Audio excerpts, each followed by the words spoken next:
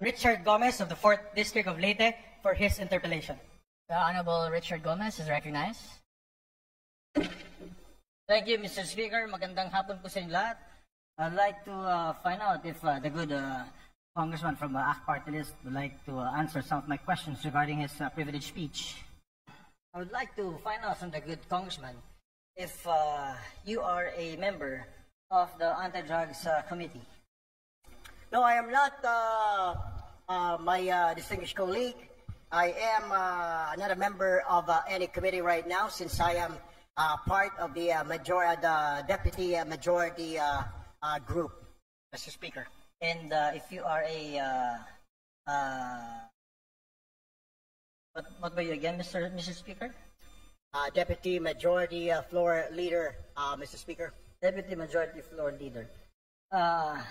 I'm very sure, Mr. Speaker, that you know very well that the Committee on Anti-Drugs is very active on RA 9165. I am aware, Mr. Speaker. Oh, you are aware, Mr. Speaker. Thank you. If you're aware, Mr. Speaker, then what was the purpose of the privileged speech? I don't know if my distinguished colleague was present when I was mentioning an amendment on Section 21 of RA 9165, particularly exempting the media from being signatories in drug-related operations, particularly on confiscated items, Mr. Speaker. All right. Thank you, Mr. Speaker. The reason why I wanted to ask the good gentleman is because, you know, RA 9165 was passed already in the last Congress. And during this Congress, it has also been amended. And in Section 21 of RA 9165, I don't know if the good gentleman is aware, the Deputy Majority Floor Leader is aware that Section 21 has been taken up. Can you repeat that, Mr. Speaker? Tagalogin ko po. Aware po ba tayo na yung Section 21 po, natin, ito po ay tinitake up po dun sa amendments natin sa RA 9165 in the committee. Kaya nga po, Mr. Speaker, kailangan natin balikan at bilis-bilisan po. Ang problema po natin sa Kongreso, kaya po tayo napupulaan ng mga kababayan natin, napakarami natin mga batas na kailangang ayusin, subalit hindi po naaayos, kaya kailangan po natin bilis-bilisan. Kung ito po ay na-take up, sana po ay mabilisan pa para kaagad po ito ay ma-review at magawan po natin ang paraan dahil ito po ay kahilingan ng mga kasamaan po ng ating Fourth Estate, Mr. Speaker. Tama po. Napakaganda pong suggestion po niyan. Since kayo po ay malakas po sa Senado, baka pwede po sila pong sabihan ninyo dahil wala po tayong counterpart sa Senado. Tapos na po tayo sa amendments natin. At yung pong privilege speech nyo kanina, pagtagal po ng media, personalities, pag dumarating ang inventory time, pag merong babaybas, wala na po sa provision. Pagdating ho natin doon, Mr. Speaker, we will do that. But for now, we really have to look into this, maybe push on and convince our counterparts in the Senate to pass this law immediately. Matatagalan pa po tayo kasi dadaan pa po tayo ng eleksyon. Pag hinintay po natin na umabot kayo ng Senado, ay isang taon na naman po yun. Congratulations po at inamin nyo na talagang panalo na kayo sa Senado. I'm very happy that a colleague of ours will be in the Senate soon. Pero ibabalik ko lang po, Mr. Senator, na ito pong hinihiling ninyo na tanggalin natin or i-amend natin sa Provision 21 of RA 9165, matagal na po naming tinabaho ito sa aming komite at tinanggal po talaga po namin to.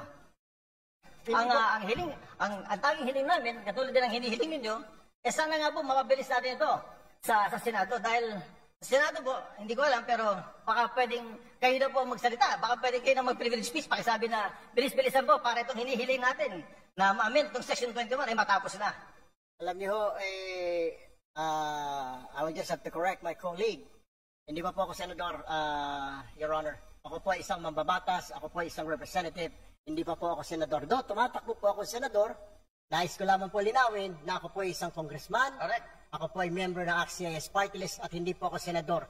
Baka ang inyo po ibig sabihin, yung aking po nakatatandang kahuya po, siya po yung senador. Pangalawa, kaya ako nga po pinapabilis-bilisan para marinig po tayo sa Senado. Nabilis-bilisan po nila dahil ito po ay hindi pa naman batas. Habang ito hindi pa mabatas, ala hong saysay ang pagre-review, wala hong saysay ang pagtanggal ho natin ng section na yan, section 21, kung hindi pa naman po ito batas. What I am trying to point out, Mr. Speaker, I guess we have to do something about it. And para marinig ko, kaya tayo nagka-privilege speech para marinig po tayo sa Senado. Now, we are waiting for the decision, Mr. Speaker. If I can only do a privilege speech in the Senate, then I will do so. Unfortunately, I'm still here, a member of 19th Congress, Mr. Speaker. Salamat. Salamat, Mr. Congressman. Sinabi ko lang po yung sinabi niyo na gagawin niya pagdating niyo po sa Senate. Inulit ko lang. But Mr. Congressman, we do something about it? We have done something about it. In the committee level, ito pong Section 21 na hinihiling ninyo ay wala na po. Alam niyo ho, Mr. Speaker, ito po ay nasa committee level. At tulad po ng sinasabi ko, kaya nga po I am pushing for it. Bilis-bilisan po natin. Marami po tayo mga batas na pending po ngayon. Hindi lang po itong 9165. Marami pong kailangang revisahin, reviewin. Ang kailangan lang po natin ay bilisan po dahil ang taong bayan ay nag-aantay po. At hindi po tayong ika nga ay pwedeng manahimik o kaya mag-relax dahil po nakatingin po sa atin ang ating mga kababayan at gusto po nila na bilisan ang pagpasa, pag-review, whatever, ang ng mga batas po natin, Mr. Speaker. Therefore, Mr. Speaker, I think the correct manifestation should be, since the requested section is to be amended, and it has been replaced already, Mr. Speaker, is that the correct manifestation should be, we request that the Senate should fast-track this House version of RA 9165. That, I think, is the correct manifestation, Mr. Chair. I will take that, Mr. Speaker, but what I'm saying is that the reason why I stood up today to remind not only our members here, but also our counterpart in the Senate, because I am sure